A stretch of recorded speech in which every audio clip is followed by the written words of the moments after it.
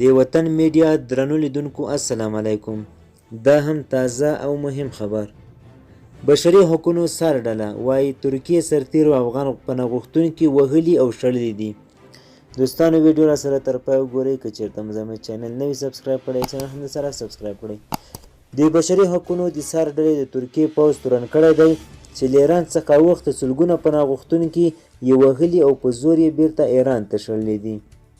د دغه سازمان د جمعې د ورځې اکتوبر 15 یعنې د تلې 23 اعلامیه وایي چې د ترکیې د پوځ دا کار د نړیوال قانون خلاف دی. د بشري حقوقو د سر ډله وایي چې ځینو پناه غوښتونکو افغانانو ورته خپل داستان تیر کړی دی. وایي یو شمېر افغان پناه غوښتونکي دومره وهل شوي چې هډوکي یې ان مات شوي دي. د اعلامیې له مخې د ترکیې پوځ دغه افغان پناه غوښتونکي د 50 او 300 کسانو په ګروپونو ویشلي او بیرته یې ایران ته شړلي دي. د بشري حقوقو د سر ډلې یوې لوړپوړې چارواکي بلقیس ویل وایي ترکیې چارواکي خوندي سیمو ته د افغانانو د فرار او پناه غوښتنې د هڅو مخه نیسي. ترکیې سرتیري له افغانانو سره بد چلند کوي او په ناقانونه توګه یې بیرته شړي. اعلامیه وایي چې په دغه بهیر کې یو شمېر کسان له خپلو کورنیو څخه هم جلا شوي دي.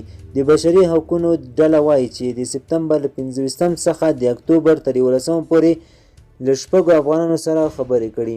وایي 5 یې په ترکیه کې پټ دي چې بیرته ونه شړل شي. دغه افغانان د طالبانو تر واکمنۍ وروسته یا لږ مخکې له خپل هیواد څخه تښتېدلي دي. د بشري حقوقو د سر ډله وایي چې د جرمني صدراعظمه انګیلا میرکل سبا شنبه ترکیې ته ځي چې له ولسمشر رجب طیب اردوغان سره وویني.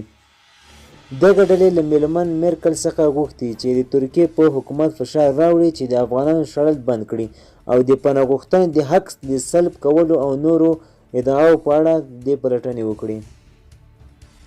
ترکیه په نړۍ کې لومړی هیواد دی چې د ډیرو مهاجرینو کوربه دی. هلته اوس 3.7 میلیونه سوریایان څه باندې 400,000 افغان، عراقي او د نورو هیوادونو کډوال اوسېږي.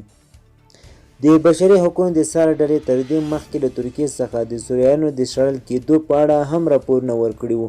دا په داسې حال کې ده چې د ترکیې ولسمشر رجب طیب اردوغان څه موده مخکې وویل چې نور کډوال نشي منلی.